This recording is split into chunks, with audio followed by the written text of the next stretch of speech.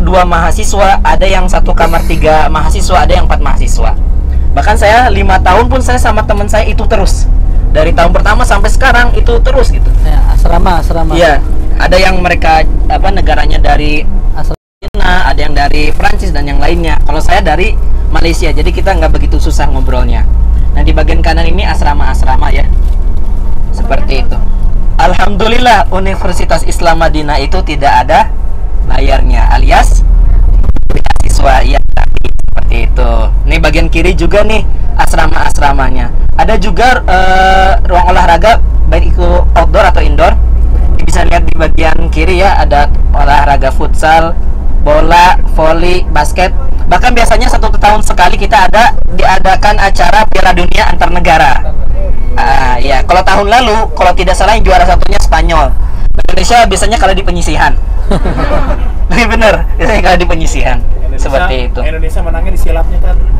Indonesia menangnya di badminton. Di sini juga kadang ada perlombaan badminton. Bahkan mereka beberapa diutus untuk ikut di Riyadh, di ibu kota, untuk perlombaan itu. Asrama dosen. Di bagian kiri ini adalah apartemen beberapa masyayikh atau dosen yang mereka mungkin tinggalnya di luar Madinah, yang tinggalnya di Jeddah, mungkin di Mekah ya, di Qasim. Tidak mungkin mereka bolak-balik kan, akhirnya mereka diberi fasilitas untuk tinggal di sini. Tadi sempat ada yang nanya ya, ada gak fakultas kedokteran? Tidak ada. Namun di universitas seberang sana, iya, Universitas Thaibah, di situ ada fakultas kedokteran. Dan di sana, untuk Universitas Islam Madinah tidak ada mahasiswi ya. Tapi kalau di seberang sana itu ada mahasiswi, dan ada beberapa mahasiswi Indonesia. Saya punya teman, dia kuliah di sini, istrinya kuliah di sebelah. Ada juga yang dia di sini, adiknya kuliah di sebelah, seperti itu. Syaratnya ada mahramnya. Misalnya apa kalau yang buat mahasiswa, buat perempuan? Kalau untuk asing ya, mahasiswa asing itu nggak boleh kalau kedokteran setahu saya. Yang boleh? Apa? Yang boleh selain itu. Iya, seperti itu. Jadi kalau misalnya punya anak perempuan pengen kuliah juga ya, selagi dia punya mahram di sini bisa, insya Allah. Selagi dia diterima ya, tentunya selagi dia diterima. Kalau nggak diterima ya, iya. Asrama saya dulu di sini. Nah, ini asrama Ustaz di Ustaz? Iya, dulu. Di kanan nih. Iya. Kalau saya di gedung Dulu 22. lagi masih jomblo. Iya. Lagi S1, lagi belum baik. Enggak, ya. Alatul semua kuliahnya. Iya. Iya. Disuruh pelan-pelan, kecepatan. Tidak harus ya. Misalnya dia pengen bawa keluarga bisa, tapi dia harus nyewa apartemen sendiri di luar. Dan itu biayanya ya biaya sendiri, udah nggak termasuk dari pihak kampus. Yang di bagian kanan ini kan ada parit ya. Ini biasanya kalau lagi hujan itu bisa sampai banjir. Biasanya kalau hujan itu setahun mungkin ada 6 sampai 7 kali. Kalau udah banjir itu biasanya orang-orang itu foto-foto di sini. Iya. Dan bagian kiri ini garasi Universitas Islam Madinah, bus-bus yang biasanya mengantarkan serta menjemput kita mahasiswa dari sini ke Masjid Nabawi ya, ke Masjid Nabawi. Biasanya kita dijemputnya sebelum asar atau setelah asar, diantarnya setelah asar, nanti dijemputnya setelah isya. Jadi kita bisa dapat sholat maghrib dan isya. Ya, ini qadarullah kemarin banget. Ini kebakaran. Kita lihat ada yang seperti itu, iya, kebakaran qadarullah. Nah, ini gedung yang sedang dibangun ini fakultas pengajaran bahasa Arab untuk penutur asing ya. Nah, di bagian kiri bisa dilihat ada fakultas sains ya, dan yang lainnya. Kalau di bagian kanan ini perkantoran Universitas Islam Madinah, termasuk dulu itu ada tempat untuk muqabalah atau tes. Kalau misalkan kita membawa anak nih buat umroh, biasanya anak-anaknya dites juga di sini. Cuman berhenti setelah corona ya, pas ada corona berhenti. Padahal sebelumnya sebelumnya itu ini agak nggak lambat juga, agak ini terlalu lambat ini. Ke UI Sport. Ya. Dia lambat banget. Ya. Dulu terakhir itu tahun 2016 itu beberapa dosen diminta untuk atau diutus ke Indonesia untuk mengetes. Dan saya bersama Ustaz Abdurrahman juga, kita termasuk yang dites di Palembang. Jadi waktu itu ada 3 tempat, Palembang, Jakarta, sama Kalimantan. Saya waktu itu ambil yang Palembang. Waktu itu dosennya nanya saya, kamu hafalannya berapa? Saya waktu itu bilangnya hafalan saya 10 juz. Terus dosennya, yaudah kamu baca aja bebas. Akhirnya waktu itu saya baca Al-Ikhlas. Ya, Al-Ikhlas alhamdulillah lancar. Oh ya bagus kata dia. Tapi setelah itu saya bilang, Al-Ikhlas itu dalam hadis sepertiga Al-Quran. Jadi sama aja 10 juz lah. Oh iya, pas gitu. Akhirnya terus pertanyaannya biasanya umum sih, nggak terlalu nggak terlalu susah juga. Ada juga yang mereka ditanya susah gitu. Iya, dia waktu itu bisa bahasa Jawa. Pakai bahasa Arab tentunya, karena ya dia nggak bisa bahasa Indonesia. Tapi ada beberapa yang dia nggak bisa bahasa Arab, biasanya ada penerjemahnya. Kayak yang waktu misalkan di situ saya pernah membantu beberapa teman yang mereka nggak bisa bahasa Arab, saya bantu terjemahkan. Nanti ditanya sama syekhnya, terus saya terjemahin. Dia nanti jawab, saya terjemahin lagi ke bahasa Arab seperti itu. Teknis. Tuh bisa dilihat ya di kiri tuh kurmanya tuh. Tuh deket kan? Iya bisa diambil.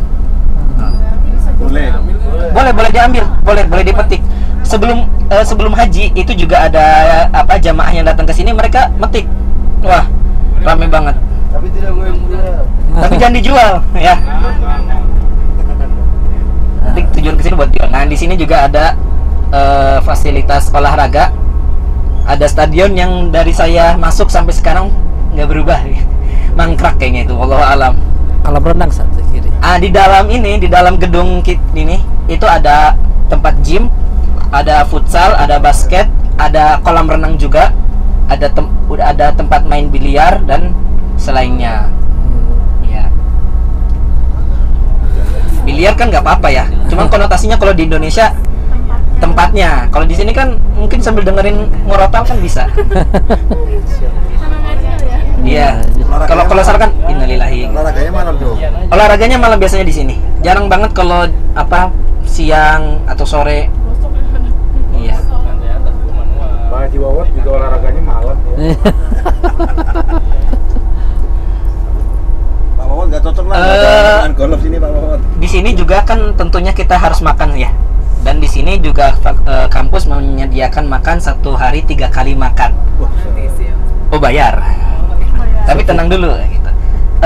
Pagi itu bayarnya hanya 1 rial saja. Dapat apa itu 1 rial? Dapat roti, dapat keju, dapat teh, dapat telur ya, dapat susu. Nah, kurang apa lagi coba? Siang malamnya juga 2 rial 2 rial. Dapatnya apa? Nasi sama ayam atau enggak daging atau enggak ikan. Nanti ada buah-buahannya, jus atau minuman seperti itu. Jadi totalnya 1 hari berapa kalau dia makan full? 5 rial. Kalau dikali 30 hari? Ya, bisa gitu kan nih? 150 rial ya. Dan kita alhamdulillah 1 bulan kita mendapatkan 840 rial untuk uang saku. Jadi kalau di yang 150, tapi kan nggak mungkin, kadang ada yang puasa Senin Kamis ya. Ada yang dia cuma pengen ngambil siang malam aja gitu. Dan makan nasi sama garam aja. Iya, mungkin juga gitu. Ada juga yang dia sukanya masak, kayak saya sama Ustadz Abdurrahman ini sekarang kita masak terus. Ya, kita ba'dallah tentunya ya. Gara-gara corona waktu itu kita di kamar terus, akhirnya kita berusaha untuk bisa masak. Akhirnya kita bisa bikin pempek, waktu itu bikin bakpao, bikin sayur-sayuran. Wah, waktu itu doang bisa. Sekarang mungkin nggak bisa lah. Kita balik man. Maktab iya. Ya, seperti itu. Enggak sampai di situ saja. Kalau misalnya mahasiswanya dia 2 semester atau 1 tahun itu kemlaut nilainya, dapat juga uang tambahan ya. 1.000 rial atau 4 juta ya.